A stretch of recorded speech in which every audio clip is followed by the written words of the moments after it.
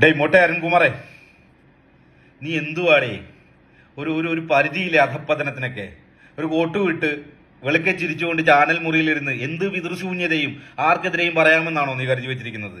കോൺഗ്രസിന്റെ യുവ MLA മാത്യു കൊളനാടൻ, അദ്ദേഹത്തിന് അത്യാവശ്യമൊന്നല്ല, നല്ല വരുമാനമുള്ള പ്രൊഫഷണൽ ജോലി ചെയ്തുകൊണ്ടിരുന്ന ആളാണ്. അദ്ദേഹമാണ് രാഷ്ട്രീയ പ്രവർത്തനത്തിലേക്ക് വരുന്നത്.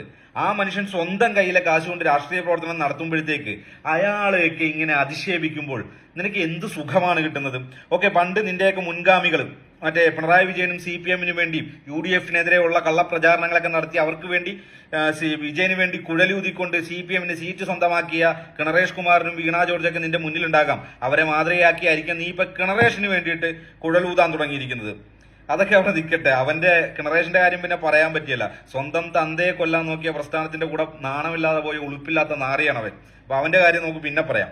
നീ എന്താണ് വിചാരിച്ചു വെച്ചിരിക്കുന്നത്? നിനക്ക് കുട്ടികളുണ്ടെങ്കിൽ അവർ സ്കൂളിൽ പോകുമ്പോഴത്തേക്ക് സ്വന്തം തന്തയെ കുറിച്ച് അവർക്ക് നാണം കൊണ്ട് തലകുനിക്കത്തില്ലേ? എന്റെ അച്ഛനാണ് ഈ നാട്ടില് വർഗീയ വിഷം പടർത്തുന്നത്, എന്റെ അച്ഛനാണ് ഈ നാട്ടിലെ കള്ളത്തരം മുഴുവൻ പറയുന്നത്, ഒരു നാണമില്ലാതെ പറയുന്നവനെന്ന് ആ കുട്ടികൾ വിചാരിക്കില്ല. ആ കുട്ടികൾ എങ്ങനെ ഫ്രണ്ട്സിന്റെ മുഖത്ത് നോക്കും? അങ്ങനെ കുട്ടികൾ ഉണ്ടെങ്കിൽ എനിക്കറിയില്ല.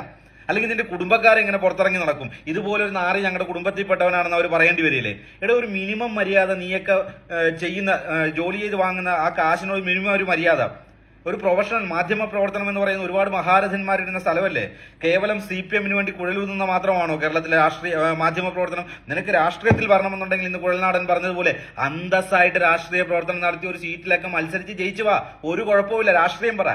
ഈ മാധ്യമ പ്രവർത്തകന്റെ ഒരു മുഖം മൂടി അണിഞ്ഞുകൊണ്ട് ചാനലിൽ വന്നിരുന്നിട്ട് ഈ പിതൃശൂന്യത പറയുന്നതിൽ എന്ത് സുഖമാണ് നിനക്ക് കിട്ടുന്നത്? ഒരു മര്യാദയൊക്കെ വേണ്ടേ? എത്ര നാളായി നീയൊക്കെ ഈ തന്തയില്ലായ്മ എത്ര നാളായി നീയൊക്കെ ഈ പിതൃശൂന്യത പറയാൻ തുടങ്ങിയിട്ട്? അല്ലയോ മഹാനുഭാവ, ഇനിയെങ്കിലും താങ്കൾ മലയാളികളോട് കള്ളം പറയുന്നതൊക്കെ നിർത്തിയിട്ട് മാന്യമായ രീതിയിൽ മാധ്യമ പ്രവർത്തനം നടത്തണമെന്ന് സഭ്യമായ ഭാഷയിൽ അപേക്ഷിക്കുകയാണ്, അഭ്യർത്ഥിക്കുകയാണ്.